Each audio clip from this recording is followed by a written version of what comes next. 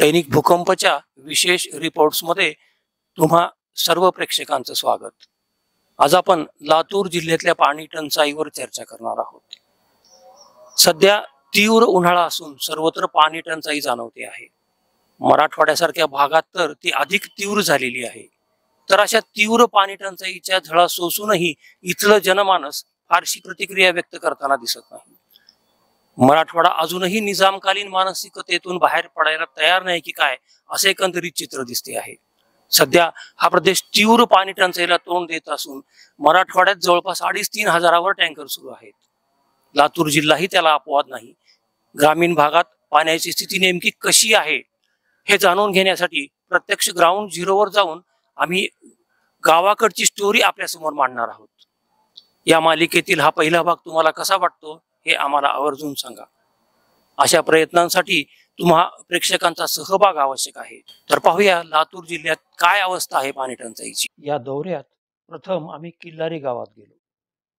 तिथे भिंतीवर शासनाची जाहिरात दिसली। शुद्ध पाणी पुरवठ्याची हमी देणारी अशी जाहिरात पाहून बरे वाटले। थोडे पुढे गेलो तर खाजगी टँकरची रांग दिसली। गावात कितीतरी दिवसात पाणी पुरवठा झालेला नाही याचे जणू साक्षीदार म्हणून ते टँकर उभे होते। इथून लोकांना हवे त्याप्रमाणे रोख पैसे देऊन पाणी पुरवठा सुरू आहे। हे पाहून सामायिक संसाधन असलेले पाणी आता खेडोपाडी सुद्धा कमोडिटी म्हणून झालेले आहे। मराठवाड्यातील पाण्याची उपलब्धता पाहिली तर आपले पावसाचे सरासरी दिवस फक्त 46 आहेत। सरासरी 825 मिलीमीटर आपले पाऊसमान आहे। वर्षभरातील बाष्पीभवन, हवामानातील बदल यामुळे पाण्याची उपलब्धता कमीच असते। त्यामुळे कमी पावसाने मराठवाड्यातील कोणतेच धरण पूर्ण क्षमतेने भरत नाही। याचा परिणाम असा होतो की आपल्या मायमाऊलीला हंडाभर पाण्यासाठी किलोमीटर अन किलोमीटर पायपीट दरवर्षी करावी लागते।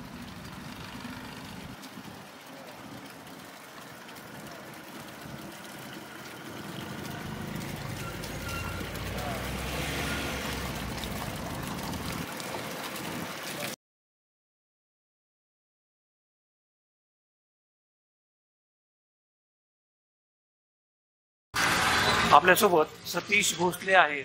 किल्लारीच्या पाणी टंचाई संदर्भात त्यांची ही प्रतिक्रिया। सर, किल्लारीच्या बाबतीमध्ये पाणी टंचाईच्या बाबतीमध्ये लोक पाणी या ठिकाणी येत आहे, परंतु आपली पाकणीहून जी पाईपलाईन आहे ती खिडी होती।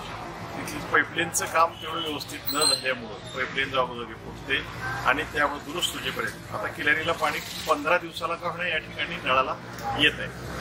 टँकरनं त्या ठिकाणी स्वतःचे म्हणजे जे काही लोक आहेत आता इथं ज्यांची आर्थिक परिस्थिती आहे चांगली त्यांनी स्वतःचे खाजगी टँकरनी पाणी त्या ठिकाणी घेतात आणि काही ठिकाणी जे सक्रिय पंच आहेत आता भाग नंबर 2 मध्ये गोविंद भोसले म्हणून आहे, त्यांनी बोर एक नदीच्या काठाला पाडलेला आहे आणि तिथली पाईपलाईन आणून लोकांकडून पैसे घेऊन ते ग्रामपंचायतीला जमा केले आणि त्याची नळपट्टी आणि घरपट्टीमध्ये त्यांना ती त्या ठिकाणी पट्ट्या दिल्या वजा केली आणि त्याला पाण्याची पाईपलाईन त्या ठिकाणी त्याच पद्धतीवरती या ठिकाणी भाग किल्लारी पंचायतचा 2 जो आहे पंच त्या ठिकाणी वार्डामधला तो संभाजी बाबळसुरे आणि त्यांनी जनतेतून लोक वाट्यामधून 2-2 हजार रुपये गोळा केले आणि कॅनलच्या बाजूला जे बोर आहे त्या बोरमधून पाईपलाईन त्या ठिकाणी केलेली आहे वार्ड क्रमांक 2 मध्ये आणि लोकांना म्हणजे पाणी देण्याचं काम करतो। अशा पद्धतीनं या किल्लारीची आहे। तीव्र पाणी टंचाई आहे, परंतु शासनाकडून एकही टँकर आणखीन या किल्लारीमध्ये उपलब्ध झालेलं नाही। स्वतःच्याच पैशाने त्या ठिकाणी टँकर खाजगी पद्धतीने घेतात आणि लोक वापरतात। किल्लारीचा अनुभव विचारात घेता मध्यम वर्गीयांनी पाण्याचे खाजगीकरण जवळपास स्वीकारले असल्याचे दिसले। तिथून आम्ही वाटेतील लांबजना येथे नंतर जायचे ठरवून प्रथम खरोसा येथे जाण्याचे ठरवले।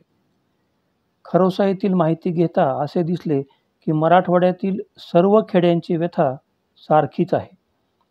प्रत्येक गावातील पाणी पुरवठा योजनेच्या काही ना काही व्यथा आहेत। कोट्यवधी रुपयांचा खर्च झाला, पण खरोशासारख्या गावखेड्यातील जनतेची तहान काही भागलेली नाही। ही खेडी अद्याप तहानलेलीच आहेत। मराठवाडा म्हणजे दुष्काळ, अवर्षण, पाणी टंचाई हे शब्द जणू समानार्थी असे आहेत. उन्हाळ्यात तर संपूर्ण मराठवाडा दुष्काळाच्या छायेत असल्यासारखाच असतो. आपली सरासरी पावसाची 800 मिली असली तरीही तेवढा पाऊस दरवर्षी पडेल याची खात्री नसते. मी आज लातूर जवळच्या खरोसा येथील एका विहिरीजवळ उभा आहे. या विहिरीलाही पाणी नाहीये. खरोश्यात पाणी टंचाई तर आहेच. अनेक योजना आपण केल्या, प्रत्येक गावासाठी केल्या, प्रत्येक वेळी भरपूर तरतूद केली आर्थिक, पण लोकांना पाणी मिळालं नाही ते नाहीच. अशी आजची एकूण मराठवाड्याची परिस्थिती आहे. खरोसा गावाचा जर विचार केला तर 6 गावाच्या पाण्याचा प्रश्न सोडवण्यासाठी 2006 मध्ये एक 6 खेडी योजना इथं तयार केली गेली. त्यानंतर 3 खेडी त्यात ऍड केल्यानंतर ती 9 खेडी योजना झाली. या योजनेचा खर्च होता 11.5 कोटी. ती योजना बरीच वर्ष रखडली. नंतर सुरू झाली, 4 वर्ष सुरळीत चालली. पण त्यानंतर थकीत वीज बिल, नळपट्टी वसुलीची कमतरता, मुख्य जलवाहिनी नादुरुस्त होणे अशा अनेक कारणांमुळे ती गेल्या 14 वर्षापासून रखडली. म्हणजे योजना झाली पण ती रखडली. लोकांना पाणी नाही ते नाहीच. माझ्या उजव्या बाजूला जी विहीर आहे ती दुसऱ्या एका योजनेमध्ये वन विभागाने घेतलेली आहे. आज तिलाही पाणी नाहीये. त्यामुळं पाणी नाही, पाऊस कमी ही समस्या कायमचीच आहे हे नक्की. मगाशी आपण जी विहीर बघितली ती वन विभागाची होती. खरोसा लेणी सुशोभीकरण अंतर्गत ती पाडण्यात आली होती, जिच्या पाण्याचा वापर खरोस्याच्या पाणी पुरवठ्यासाठी केला जायचा. ती तर कोरडी आहेच. आत्ता माझ्या पाठीमागे जी विहीर तुम्हाला दिसती आहे ती अशातच ग्रामपंचायतीने पाडली आहे, अशातच घेतलेली आहे, पण तिलाही पाणी नाहीये. पाण्याने तळ गाठलेला आहे. थोडं बहुत जे पाणी दिसतंय ते 2 दिवसापूर्वी झालेल्या अवकाळी पावसाचे आहे. त्यामुळे इथूनही पाणी पुरवठा म्हणजे पाणी नसल्यामुळं पाणी पुरवठा बंदच आहे. थोडक्यात काय तर विहिरी कितीही खोदा, पाण्याअभावी योजना अशाच बंद पडलेल्या आहेत आणि लोकांच्या पाचवीला पाणी टंचाई ही कायम आहे हे मात्र निश्चित. मी आत्ता खरोश्यात आहे आणि माझ्यासोबत आहेत पत्रकार शिवाजी भातमोडे. खरोश्या गावातील पाण्याची काय अवस्था आहे या संदर्भात ते आपल्याशी बोलणार आहेत. सर नमस्कार. नमस्कार. काय अवस्था आहे आज खरोश्याच्या पाण्याची, पाणी पुरवठ्याची, पाणी टंचाई? सध्या बी पाण्याची खूप टंचाई आहे. तसं पाहिलं तर आमचा परिसर पूर्वीपासूनच पाण्यापासून वंचित आहे. म्हणजे पाणी पूर्वीपासूनच आमच्या गावाला पाण्याची टंचाई आहे.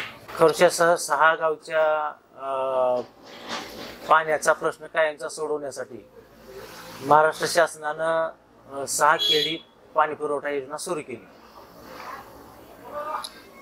2006 मध्ये ऑगस्ट 2006 मध्ये 11.5 कोटी रुपये खर्च करून मसलगा धरणावरून खरोसा 6 खेडी पाणी पुरवठा योजना सुरू केली. आणि ही 6 खेडी पाणी पुरवठा योजना सुरू केली असताना काही दुसऱ्या 3 गावांना सुद्धा आमच्या गावाला पाणी पुरवठा व्हावा याच 6 खेडी प्रकल्पाच्या माध्यमातून पुन्हा दुसरे 3 गाव घेतले. एकूण 9 गावं या योजनेखाली होती. मग हे योजना 3-4 वर्ष सुरळीत चालली साहेब. आणि 3-4 वर्षाच्या नंतर पुन्हा मग मसलगा धरणावरलं वीज बिल असेल, खरोसा डोंगरावरलं जे जलशुद्धीकरणाचं ते त्या ठिकाणचं वीज बिल असेल, खूप वीज बिल आणि पाणी जनतेकडून पाण्याची काही पाणीपट्टी वसूल होईना झाली. त्याच्यामुळे ही योजना थकीत लाईट बिलामुळे योजना बंद पडली. तर सर तुम्ही म्हणताय पाणी टंचाई आहे, पण तसं ओव्हरऑल जर मी फिरून बघितलं तर एवढी पाणी टंचाई जाणवत नाही. खाजगी टँकर दिसत आहेत, लोकांना पण आता अफोर्डेबल झालंय पाणी, पाणी लोक विकत घेत आहेत. एवढा आक्रोश असा दिसत नाही जो पूर्वी असायचा. टँकर आले की लोकांची झुंबड उडायची वगैरे, तसा काही प्रकार दिसत नाही. हे चित्र काय आहे? काय झालंय साहेब, ग्रामपंचायतनं सध्या 25,000 लिटरचं क्षमतेचं एक टँकर, मोठं टँकर मागवलं. आणि ते टँकर दिवसातून जवळपास 2 ट्रिपा करतो. हम्म. आणि ते 2 ट्रिपा केल्यामुळं आणि प्रत्येक घरापुढं उभा टाकून काय करणार, ग्रामपंचायतीचे कर्मचारी प्रत्येक घराला 500 लिटर पाणी देतात, वाटप करत जातोय. त्याच्यामुळे तुम्हाला ते झुंबर दिसत नाही. आणि दुसरा एक मुद्दा असा आहे साहेब, की आमच्या गावात जवळपास 7-8 खाजगी टँकर आहेत, जीप, की त्यांच्याकडे 1000 लिटर पाणी असतं. 1000 लिटर तुम्ही फोन केलो, त्यांनी तुम्हाला 1000 लिटर पाणी तुमच्या घरपोच आणून देणार आणि 150 रुपये त्यांनी घेणार. हे असल्यामुळं आणि 25,000 लिटरचं मोठं टँकर असल्यामुळं सध्या हे भागू लागलं. असं सध्या आमच्या म्हणजे गावची परिस्थिती अशी आहे. हे झालं पिण्याच्या पाण्यासंदर्भात. शेतीच्या पाण्याची काय अवस्था आहे? म्हणजे यावर्षी पाऊस कमीच झाला आपल्याकडं, तर आता पुढच्या वर्षी जर पाऊस नाही झाला तर आपली काय अवस्था होईल? दिवाळीच्या अगोदरपासून आमच्या परिसरामध्ये पाऊस नाही. त्याच्यामुळं आमच्यातले जवळजवळ 95% लोकांना रब्बीच पेरली.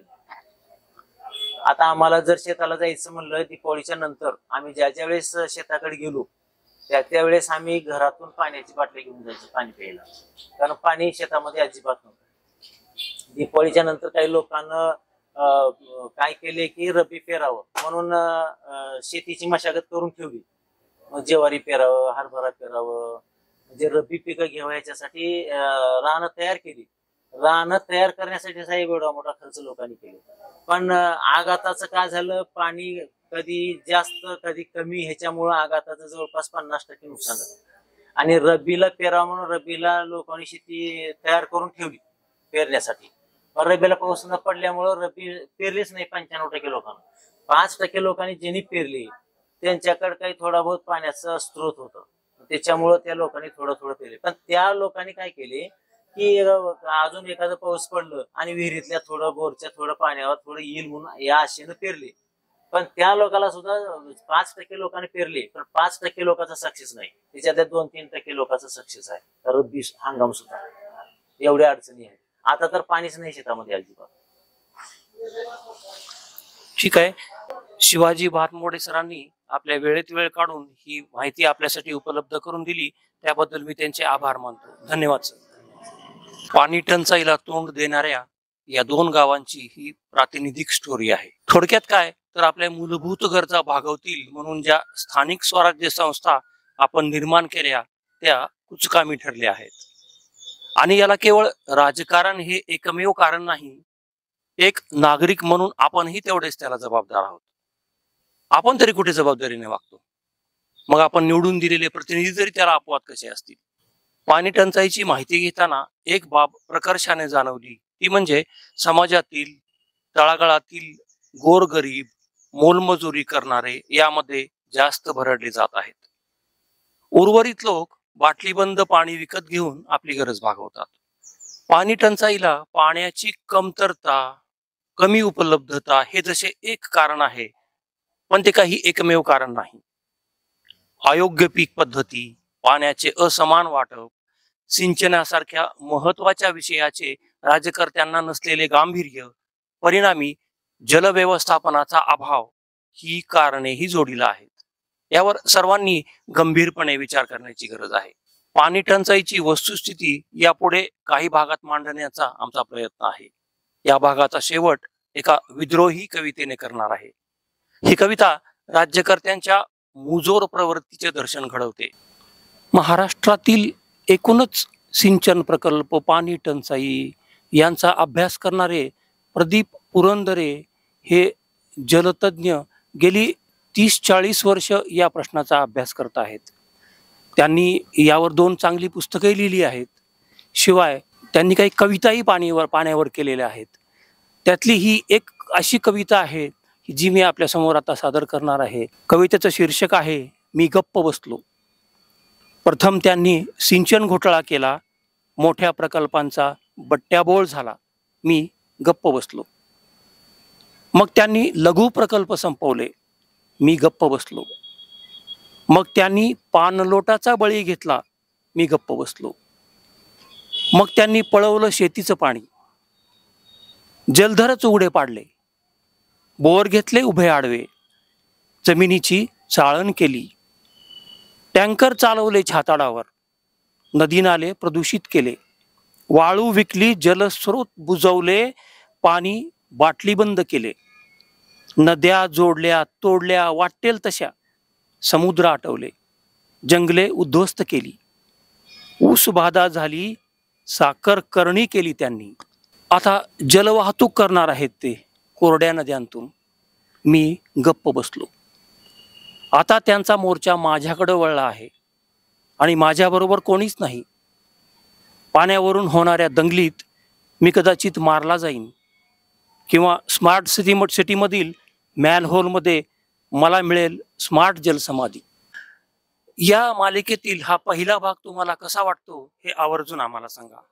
अशा प्रयत्नांसाठी तुम्हा प्रेक्षकांचा सहभाग आवश्यक आहे.